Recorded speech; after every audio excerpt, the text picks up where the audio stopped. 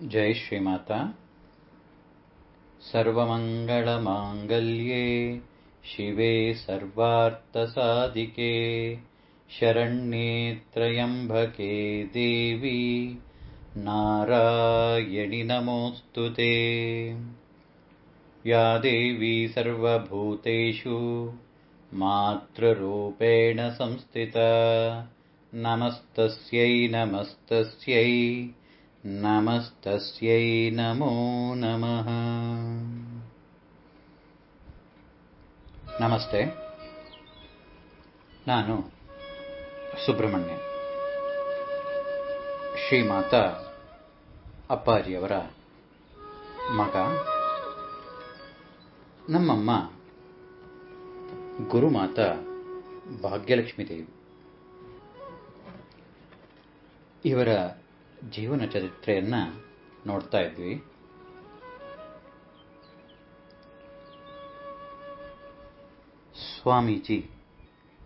ಸ್ವಾಮಿ ವಿರಜಾನಂದ ಸರಸ್ವತಿ ಮಹಾರಾಜ್ ಅವರ ದೇಹತ್ಯಾಗವಾಗಿದೆ ದೊಡ್ಡ ಮದವಾಡಿಯಲ್ಲಿ.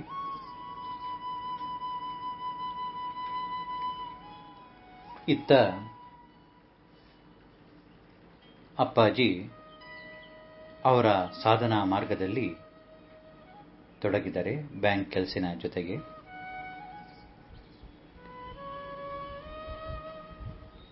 ಭಾಗ್ಯಮ್ಮ ಆ ದುಃಖವನ್ನು ಮನದೊಳಗೆ ನುಂಗಿ ಅವರು ಶ್ರದ್ಧಾಭಕ್ತಿಯಿಂದ ಯಥಾ ಪ್ರಕಾರ ಅನುಷ್ಠಾನ ಪಾರಾಯಣಗಳಲ್ಲಿ ತಮ್ಮ ಮನಸ್ಸನ್ನು ತೊಡಗಿಸಿಕೊಂಡಿದ್ದಾರೆ.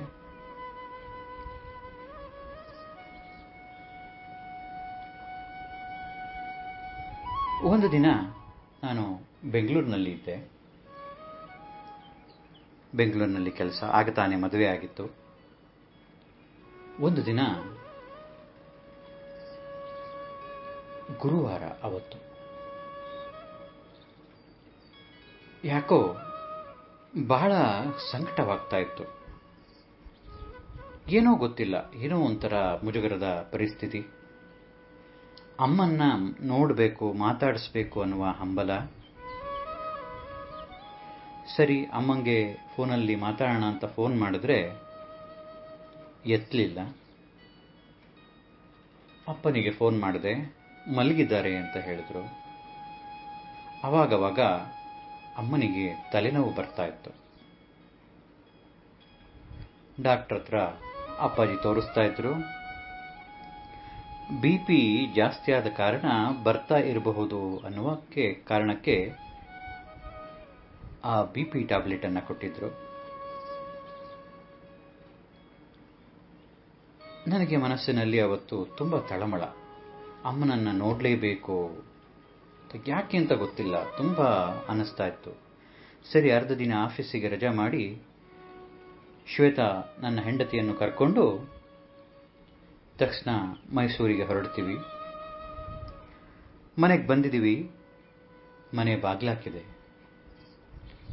ಸರಿ, ಅಪ್ಪನಿಗೆ ಫೋನ್ ಮಾಡಿದ್ರೆ ಡೈರೆಕ್ಟ್ ಆಗಿ ಕಾಮಾಕ್ಷಿ ಆಸ್ಪತ್ರೆಗೆ ಬಂದ್ಬಿಡಪ್ಪ ಅಂತ ಹೇಳ್ತಾರೆ.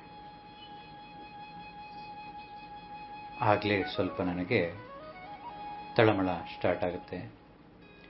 ಇಮ್ಮಿಡಿಯೇಟ್ ಆಗಿ ಕಾಮಾಕ್ಷಿ ಆಸ್ಪತ್ರೆಗೆ ಹೋಗ್ತೀವಿ. ಅಮ್ಮನನ್ನ ICUನಲ್ಲಿ ಅಡ್ಮಿಟ್ ಮಾಡಿರ್ತಾರೆ.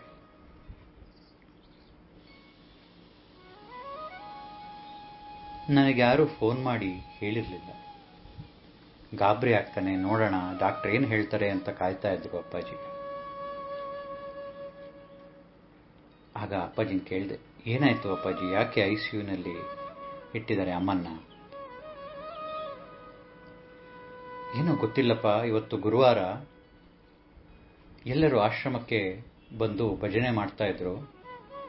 ಭಾಗ್ಯಮ್ಮ ತಲೆನೋವು, ನಾನು ಮಲಗಿರ್ತೀನಿ, ನಾನು ಭಜನೆಗೆ ಬರಲ್ಲ ಅಂತ ಮಲಗಿದ್ರು. ಭಜನೆಯೆಲ್ಲ ಮುಗಿಸಿ ಆ ಗುರುವಿಗೆ ಆರತಿಯನ್ನು ಮಾಡಿ, ಆಗ ಸದ್ಗುರು ಇರಲಿಲ್ಲ, ಅವರ ಪಟಕ್ಕೆ ಆರತಿಯನ್ನು ಮಾಡಿ ಎಲ್ಲರೂ ಕೆಳಗಿಳಿತಾರೆ. ಅಲ್ಲೊಂದು 4-5 ಜನ ಹೆಂಗಸರು ಪ್ರತಿ ಗುರುವಾರ ಬಂದು ಆಶ್ರಮದಲ್ಲಿ ಭಜನೆಯನ್ನು ಮಾಡಿ ಗುರುವಿನ ಪಟಕ್ಕೆ ಆರತಿಯನ್ನು ಮಾಡಿ ಹೋಗ್ತಾ ಇದ್ರು. ಅದೇ ರೀತಿ ಅವತ್ತು ಆರತಿ ಎಲ್ಲ ಮುಗಿಸಿ ಕೆಳಗೆ ಬಂದಿದ್ದಾರೆ. ಅಲ್ಲಿರೋರೆಲ್ಲರೂ ಭಾಗ್ಯಮ್ಮ ಎಲ್ಲಿ? ಅಪ್ಪಾಜಿ ಹೇಳ್ತಾರೆ, ಭಾಗ್ಯಮ್ಮ ಮಲಗಿದ್ದಾರೆ, ತಲೆನೋವು ಅಂತ. ಮುತ್ಸಂಜೆ ಆಗಿದೆ, ಸಾಯಂಕಾಲ ಆಗ್ತಾ ಇದೆ, ಭಾಗ್ಯಮ್ಮ ಇಷ್ಟೊತ್ತಾದ್ರೂ ಮಲಗಲ್ವಲ್ಲ, ಏನೇ ಆದ್ರೂ ಸರಿ ಎದ್ದು ಕೂತು ಬಿಡ್ತಾರಲ್ಲ ಅಂತ ಅವರಲ್ಲೊಬ್ರು ಬಂದು ಭಾಗ್ಯಮ್ಮ ಅಂತ ಎಬ್ಸುವ ಪ್ರಯತ್ನ ಮಾಡ್ತಾರೆ. ಕೈ ಕಾಲೆಲ್ಲ ಮುಟ್ಟಿ ನೋಡ್ತಾರೆ, ತಣ್ಣಗಾಗ್ಬಿಟ್ಟಿದೆ. ಇಮ್ಮಿಡಿಯೇಟ್ ಆಗಿ ಆಂಬ್ಯುಲೆನ್ಸ್ನ ಕಾಲ್ ಮಾಡಿ ಆಂಬ್ಯುಲೆನ್ಸಲ್ಲಿ ಭಾಗ್ಯಮ್ಮನ್ನ ಕರ್ಕೊಂಡೋಗಿ ICUನಲ್ಲಿ ಸೇರಿಸಿದ್ದಾರೆ. ಹೀಗಾಯ್ತು ಅಂತ ಅಪ್ಪಾಜಿ ನನಗೆ ಹೇಳ್ತಾರೆ.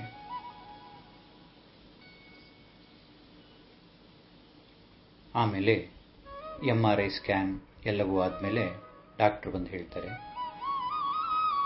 ತಲೆನಲ್ಲಿ ಬ್ರೈನ್ ಟ್ಯೂಮರ್ ಆಗಿದೆ, ಆದ್ರಿಂದನೇ ಅವರಿಗೆ ತಲೆನೋವು ಬರ್ತಾ ಇದ್ದಿದ್ದು, ಇಮ್ಮಿಡಿಯೇಟ್ ಆಗಿ ಆಪರೇಟ್ ಮಾಡಬೇಕು ಅಂತ. ಆಗ್ಲಿ ಸರಿ ಡಾಕ್ಟ್ರೇ ಅಂತ, ನೀವು ಆಪರೇಷನ್ಗೆ ತಯಾರಿ ಮಾಡ್ಕೊಳ್ಳಿ ಅಂತ ಹೇಳಿ ಕೂತಿದ್ದೀವಿ.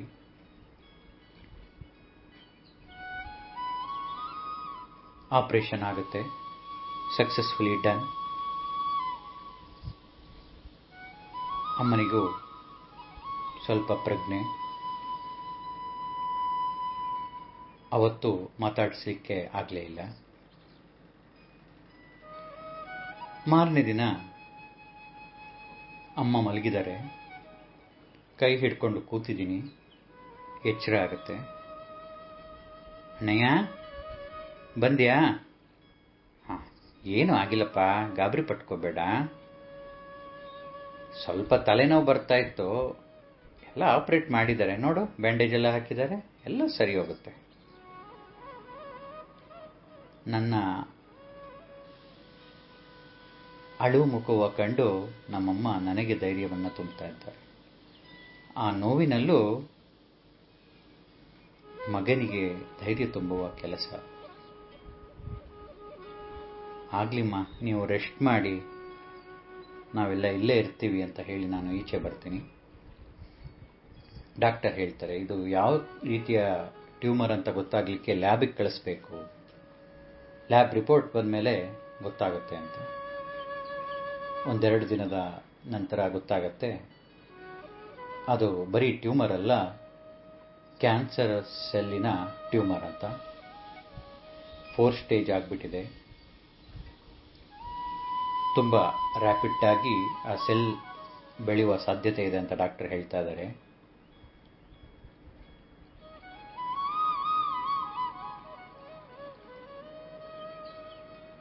ಮತ್ತೆ ಇನ್ನು ಕೆಲವೇ ಅವಧಿಗಳು ಅವರಿಗೆ ಬಾಕಿ ಇದೆ ಅನ್ನೋದನ್ನು ಕೂಡ ತಿಳಿಸ್ತಾರೆ. ಆಗ ಭಾಗ್ಯಮ್ಮನಿಗೆ ಕೀಮೋಥೆರಪಿ ಸ್ಟಾರ್ಟ್ ಮಾಡ್ತಾರೆ. ಅಪ್ಪಾಜಿನೇ ಸಂಪೂರ್ಣವಾದ ಅವರ ಶುಶ್ರೂಷೆಯಲ್ಲಿ ತೊಡಗ್ತಾರೆ. ರಜವನ್ನು ಹಾಕ್ಬಿಡ್ತಾರೆ ಬ್ಯಾಂಕಿಗೆ. ಸಂಪೂರ್ಣ ಶುಶ್ರೂಷೆ ಅಪ್ಪಾಜಿ. ಹಾಗೂ ಅಡುಗೆ ತಿಂಡಿಗಾಗಿ ನಮ್ಮ ಅಜ್ಜಿ ಅಂದರೆ ಭಾಗ್ಯಮ್ಮನ ತಾಯಿ ನಮ್ಮ ಜೊತೆನೇ ಬಂದಿರ್ತಾರೆ ಮೈಸೂರಿನಲ್ಲಿ. ಇಷ್ಟೆಲ್ಲ ನಡೀತಾ ಇದೆ. ಕೀಮೋಥೆರಪಿ ಕೂಡ ನಡೀತಾ ಇದೆ. ದಿನೇ ದಿನಕ್ಕೆ ದೇಹ ಶ್ರಿಂಕ್ ಆಗ್ತಾ ಇದೆ. We can observe day by day the body as getting shrink.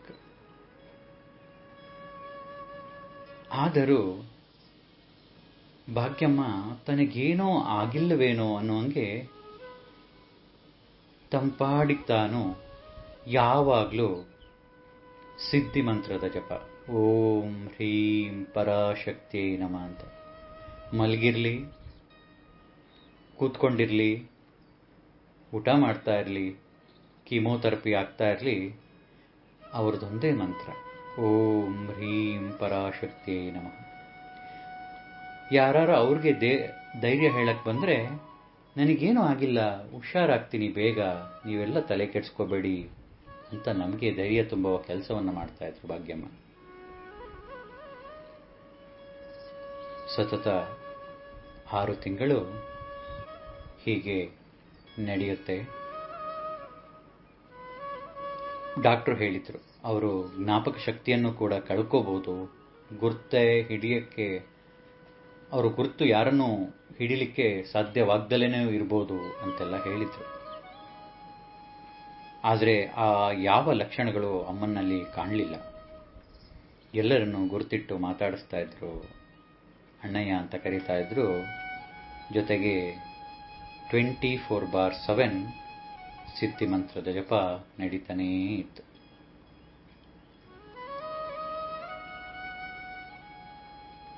May 12, 2015 ನಮ್ಮ ಮನೆಗೆ ಸಾಯಿರಾಜರಾಜೇಶ್ವರಿ ಅಮ್ಮನವರು ಬರ್ತಾರೆ. ಅವರು ಸಾಕ್ಷಾತ್ ಪಾರ್ವತಿಯ ಅವತಾರ. ಆದರೆ ಹೊರ ಜಗತ್ತಿಗೆ ಅವರು ಎಲ್ಲೂ ಕಾಣಿಸಿಕೊಳ್ಳುವುದಿಲ್ಲ. ಅತ್ಯಂತ ಕೆಲವು ಭಕ್ತರು ಅವರನ್ನು ಭೇಟಿ ಮಾಡಲಿಕ್ಕೆ ಸಾಧ್ಯ. ಅದು ಅವರ ಪರ್ಮಿಷನ್ ಇದ್ರೆ ಮಾತ್ರ. ಮತ್ತು ಅವರನ್ನು ಭೇಟಿ ಮಾಡಿದವ್ರಿಗೆಲ್ರಿಗೂ ಅವರೇ ಭಗವತಿ ಅನ್ನುವ ಅನುಭವ ಆಗೋದು ಕೂಡ ಕಮ್ಮಿ. ಅಂತಹ ಸಾಲಿನಲ್ಲಿ ಭಾಗ್ಯಮ್ಮ, ಅಪ್ಪಾಜಿ ಮತ್ತು ಸ್ವಾಮೀಜಿ ಕೂಡ ಅವರನ್ನು ಭಗವತಿ ಅಂತ ಒಪ್ಪಿದ್ರು. ಅವರಿಗೆ ಅದು ಅನುಭವವೂ ಆಗಿತ್ತು. 12ನೇ ತಾರೀಕು ಬಂದಿದ್ದಾರೆ. ಭಾಗ್ಯಮ್ಮನನ್ನ ಆಶೀರ್ವದಿಸಿ ಹಾಲ್ನಲ್ಲಿ ಕೂತ್ಕೊಂಡು ಅಪ್ಪಾಜಿಗೆ ಎಲ್ರಿಗೂ ಆಶೀರ್ವಾದವನ್ನು ಮಾಡಿದ್ದಾರೆ. ಆಶೀರ್ವಾದ ಮಾಡಿ ತದೇಕ ಚಿತ್ತದಿಂದ ಮತ್ತೆ ಭಾಗ್ಯಮ್ಮನನ್ನು ನೋಡಿ,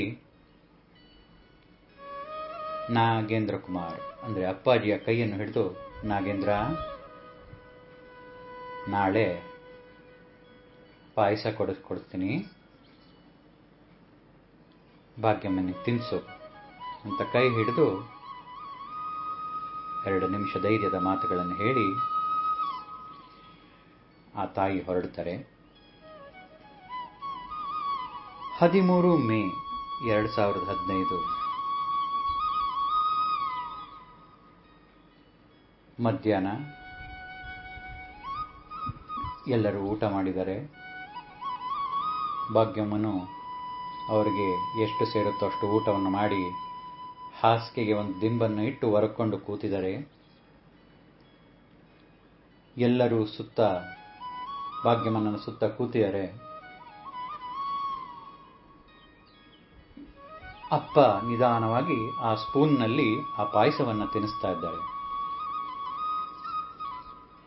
3 ಸ್ಪೂನು ತಿಂದಂತಹ ಭಾಗ್ಯಮ್ಮ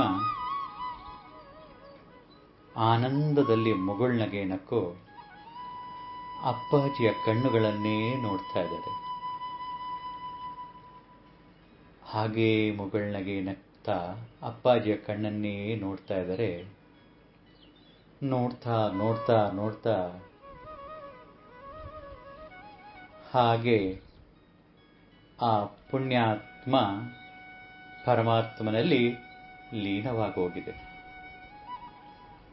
ನಮ್ಮಮ್ಮನ ದೇಹತ್ಯಾಗವಾಗಿದೆ.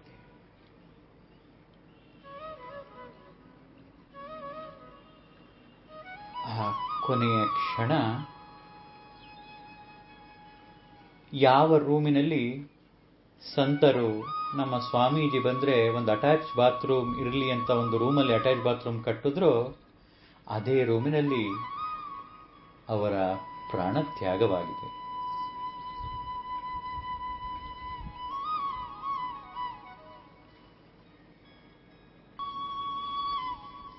ಒಂದು ದಿನವೂ ನನಗೆ ಹೀಗಾಯ್ತಲ್ಲ, ಯಾಕೆ ಹೀಗಾಯ್ತು ಅಂತ ಒಂದು ದಿನವೂ ಕೊರಗಲಿಲ್ಲ, ಬಳಲಿಲ್ಲ ಭಾಗ್ಯಮ್ಮ. ಯಾವಾಗಲೂ ಸಿದ್ಧಿ ಮಂತ್ರದ ಜಪವನ್ನು ಮಾಡುತ್ತಾ ಮನೆಯಲ್ಲೇ ಸಂತರು ಬಂದು ಉಳಿದ ಆ ಪುಣ್ಯ ಸ್ಥಳ ರೂಮಿನಲ್ಲೇ ಅವರ ಪ್ರಾಣತ್ಯಾಗವಾಗಿದೆ.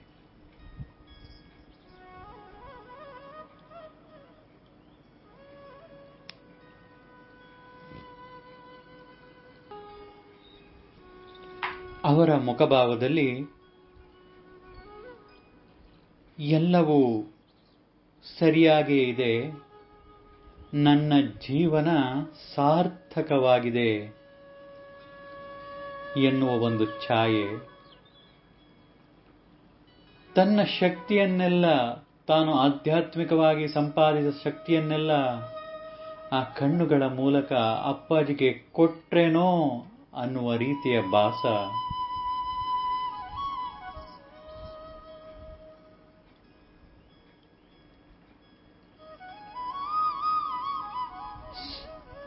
ಸಂತರ ಸಾವಲ್ಲಿ ಅವರ ಜ್ಞಾನಾರ್ಜನೆಯ ತೂಕವನ್ನು ನೋಡು ಅಂತ ಹೇಳ್ತಾರೆ. ಅಂದರೆ ಸಾವಿನಲ್ಲಿ ಇವರ್ಯಾರು ಅಂತ ಗೊತ್ತಾಗುವಂತಹ ಒಂದು ಮಾತಿದೆ. ಹಾಗೆ ಆನಂದದಿಂದ ಮುಗುಳ್ನಗೆ ನಗುತ್ತಾ ತಾನು ಭಗವತಿ ಎಂದು ಪ್ರಾರ್ಥಿಸಿದ ಆ ತಾಯಿಯ ಕೈಯಲ್ಲಿ ಮಾಡಿದ ಪಾಯಸವನ್ನು ತಿನ್ನುತ್ತಾ ಮುಗುಳ್ನಗೆ ಬೀರುತ್ತಾ ತದೇಕ ಚಿತ್ತದಿಂದ ತನ್ನ ಪ್ರೀತಿಯ ಗಂಡನ ಮುಖವನ್ನೇ ನೋಡುತ್ತಾ ಆ ಜೀವ ಸಾರ್ಥಕ ಎಂಬುವ ರೀತಿಯಲ್ಲಿ ಹೊರಟು ಬಿಟ್ಟಿದೆ.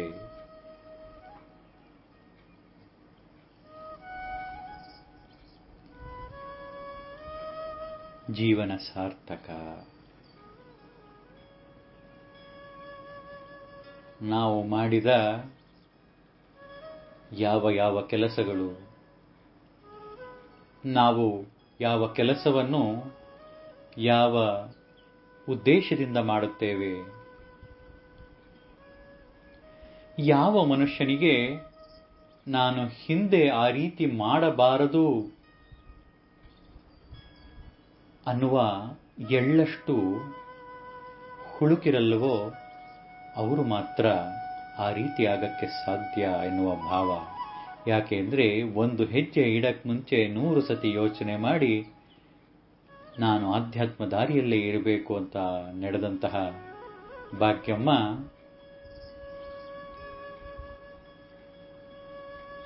ಅವತ್ತು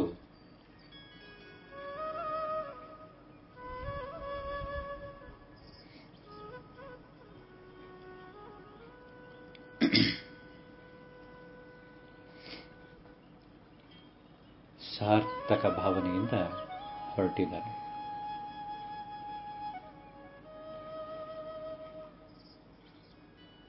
ಹೀಗೆ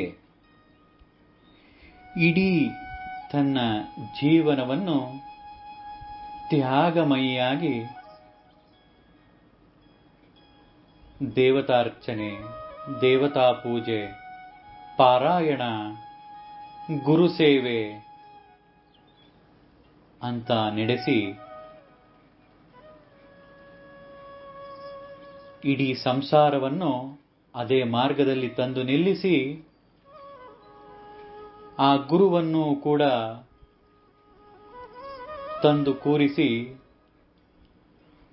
ಅಪ್ಪಾಜಿಗೆ ಸಾಧನೆಗೆ ಬೇಕಾದಂತಹ ಎಲ್ಲ ಸಾಧನಾ ಮಾರ್ಗಗಳನ್ನು ಆ ಸ್ವಾಮೀಜಿಯ ಗುರುಗಳಿಂದ ಉಪದೇಶವನ್ನು ಕೊಟ್ಟು ನನ್ನ ಜವಾಬ್ದಾರಿ ಮುಗೀತು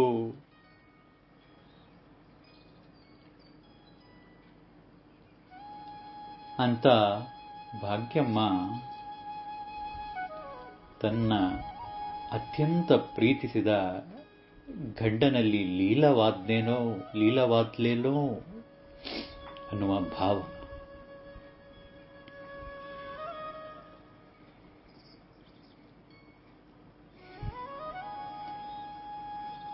ಅನೇಕ ನಿದರ್ಶನಗಳು, ಅನೇಕ ಮಾರ್ಗದರ್ಶನಗಳು, ಅನೇಕ ಊಹೆಗೂ ಮೀರಿದ ಘಟನೆಗಳೆಲ್ಲ ಸಾಕ್ಷೀಭೂತವಾಗಿ ನೋಡಿ ಆ ಪುಣ್ಯ ಆತ್ಮ ಲೀನವಾಗಿದೆ.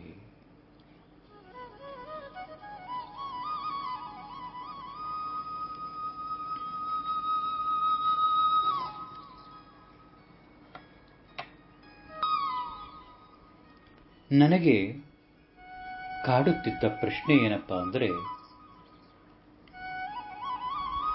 ಇಷ್ಟೆಲ್ಲ ಗುರು ಸೇವೆಯನ್ನು ಮಾಡಿ ಒಂದು ದಿನನೂ ಹೋಟ್ಲಲ್ಲಿ ತಿನ್ನದೆ, ಒಂದು ದಿನವೂ ಯಾವುದಕ್ಕೂ ಇಷ್ಟಪಟ್ಟು ಬಗೆ ಬಗೆಯಾದ ರುಚಿಯಾದ ಅಡುಗೆಯನ್ನು ಮಾಡದೆ, ಯಾವ ಬಯಕೆನೂ ಇದ್ದಲೇ ಅತ್ಯಂತ ಸಾತ್ವಿಕವಾಗಿ ಸಜ್ಜನಿಕೆಯಲ್ಲಿ ನಡೆದಂತಹ ಭಾಗ್ಯಮ್ಮ, ಈ ಭಾಗ್ಯಮ್ಮನಿಗೆ ಕ್ಯಾನ್ಸರ್ ಬರಕ್ಕೆ ಹೇಗೆ ಸಾಧ್ಯ? ಸ್ವಾಮೀಜಿ ಹೊರಟು ಇನ್ನು 1 ವರ್ಷವೂ ಕೂಡ ಆಗಿಲ್ಲ, ಆಗಲೇ ಭಾಗ್ಯಮ್ಮ ಕೂಡ ಹೊರಟಿದ್ದಾರೆ. ಯಾಕೆ ಹೀಗೆಲ್ಲ ಆಯಿತು ಅನ್ನುವ ನನ್ನ ಮನೋಭಾವ. ಹಾಗಾಗಿ ನಾನು ಯಾವ ಸತ್ಸಂಗದಲ್ಲಾಗಲಿ ಮನೆಯಲ್ಲಿ ಅಷ್ಟೇ ಭಾಗ್ಯಮ್ಮನ ವಿಚಾರ ಬಂತು ಅಂದರೆ ನಾನು ಎದ್ದೋಗ್ಬಿಡ್ತಾ ಇದ್ದೆ. ತಡ್ಕೊಳಕ್ಕಾಗ್ತಾ ಇರಲಿಲ್ಲ ದುಃಖ, ಕಣ್ಣಲ್ಲಿ ನೀರು ಧಾರಾಕಾರವಾಗಿ ಸುರಿದು ಹೋಗೋದು. ಅನೇಕ ಬಾರಿ ಬೇರೆ ಪುಸ್ತಕಗಳನ್ನು ಬರೀಲಿಕ್ಕೆ ಅನೇಕ ಜನ ನನ್ನನ್ನು ಫೋನಿನಲ್ಲಿ ಮಾತಾಡಿಸ್ತಾ ಇದ್ದಾಗ ಅಲ್ಲಿ ಭಾಗ್ಯಮ್ಮನ ವಿಚಾರ ಹೇಳಲಿಕ್ಕೆ ನನ್ನ ಕೈಯಲ್ಲಿ ಆಗ್ತಾ ಇರಲಿಲ್ಲ. ಯಾಕೆ ಅಂದರೆ, ಯಾಕೆ ಹೀಗಾಯಿತು? ಅತ್ಯಂತ ಶ್ರೇಷ್ಠ ಗುರು ಭಕ್ತಿಯನ್ನು ಹೊಂದಿದ್ದಂತಹ, ಅತ್ಯಂತ ಶ್ರೇಷ್ಠ ಜೀವನವನ್ನು ನಡೆಸಿದ್ದಂತಹ ಭಾಗ್ಯಮ್ಮ ಯಾಕೆ ಹೀಗೆ ಕ್ಯಾನ್ಸರ್ನಿಂದ ಹೊರಡಬೇಕಾಯ್ತು ಅಂತ ಹೊರಟಾಗ ಆ ಗುರುಗಳ ಸ್ವಾಮಿ ವಿರಜಾನಂದರ ಮಾರ್ಗದರ್ಶನ, ಇಂಟ್ಯೂಷನ್ನಲ್ಲಿ, ಅರಿವಿನಲ್ಲಿ ಕೂತು ನಮಗೆ ದಾರಿ ತೋರಿಸ್ತಾ ಹೋಗ್ತಾರೆ. ಇಷ್ಟು ಗುರು ಸೇವೆ ಮಾಡಿದ್ರು ಯಾಕೆ ಹೀಗೆಲ್ಲ ಆಯಿತು ಅಂತಂದ್ರೆ, ಭಾಗ್ಯಮ್ಮ ಹಿಂದಿನ ಸಂಚಿಕೆಯಲ್ಲಿ ಹೇಳಿದಂಗೆ ಯಾವಾಗ ಅವಧೂತರು, ವೆಂಕಟಾಚಲ ಅವಧೂತರು ಬಂದು ನೀನು ಸ್ವಲ್ಪ ಚಿಕ್ಕ ವಯಸ್ಸಿಗೆ ಸೋಮಂಗಲಿಯಾಗಿ ಹೊರಡ್ತೀಯಾ ಅಂತ ಹೇಳಿದ್ರು, ಅವತ್ತಿನಿಂದ ಮೋಕ್ಷಕ್ಕಾಗಿ ಹಂಬಲಿಸಿದರು ಭಾಗ್ಯಮ್ಮ. ಮೋಕ್ಷ ಬೇಕು ಅಂದರೆ ನಾವು ತಂದಿರುವ ಪ್ರಾರಬ್ಧದ ಚೀಲ ಖಾಲಿಯಾಗಬೇಕಿತ್ತು. ಹಾಗಾಗಿ ಆ ಪ್ರಾರಬ್ಧ ಕಳಿಲಿಕ್ಕೆ ಕ್ಯಾನ್ಸರ್ ಅನ್ನುವ ಒಂದು ನೆಪ ಬೇಕಾಗಿತ್ತು. ಆದ್ದರಿಂದಲೇ ಏನೋ ಅವ್ರಿಗೇನೋ ಆಗಿಲ್ಲವೇನೋ ಅನ್ನುವಂತೆ 24 ಗಂಟೆಗಳು ಕೂಡ ಓಂ ಹ್ರೀಂ ಪರಾಶಕ್ತಿಯೇ ನಮಃ ಎಂಬ ಜಪವನ್ನೇ ಮಾಡುತ್ತಿದ್ದರು. ಆ ನಾಮ ಜಪದ ಮೂಲಕ ಆ ನೋವನ್ನು ನುಂಗಿ ಪ್ರಾರಬ್ಧವನ್ನು ಕಳೆದುಕೊಂಡ್ರೇನೋ ಅವರಿಗೆ ಬೇಕಾದಂತಹ ಮೋಕ್ಷ ಪಡೆದಿದ್ದಾರೆ ಎನ್ನುವ ಭಾವ. ಇವೆಲ್ಲ ಸತ್ಯಗಳು ಗೋಚರವಾದ ಮೇಲೆ ಆ ಗುರುವಿನಿಂದ ಆ ಜ್ಞಾನದ ದೀಪ ಜ್ಞಾನದ ಕಡೆಗೆ ಪ್ರಜ್ವಲವಾಗಿ ಉರಿದಾಗ ಸತ್ಯಗಳು ಕಾಣುತ್ತದೆ. ಹಾಗೆ ಒಪ್ಕೋಬೇಕಾಯ್ತು, ನಮ್ಮಮ್ಮ ಶ್ರೇಷ್ಠ ಗುರುಮಾತಾ ಎಂಬ ಭಾವನೆ ಒಂದೇ ಉಳಿದಿದೆ. ಎಲ್ಲವೂ ಸತ್ಯ ಅಂತ ಹೇಳ್ತಾ, ಯಾರು ಈ ಗುರುಮಾತಾ ಚರಿತ್ರೆಯನ್ನು ಹೇಳುತ್ತಾರೋ, ಕೇಳುತ್ತಾರೋ, ಓದುತ್ತಾರೋ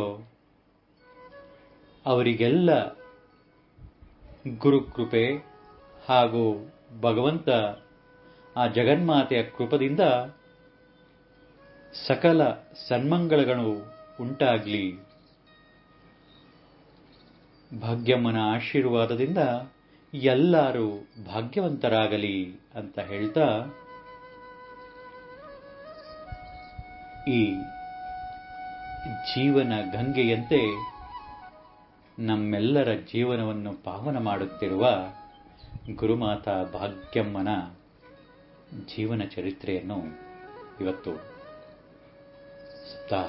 ಮುಗಿಸ್ತಾ ಇದ್ದೀನಿ.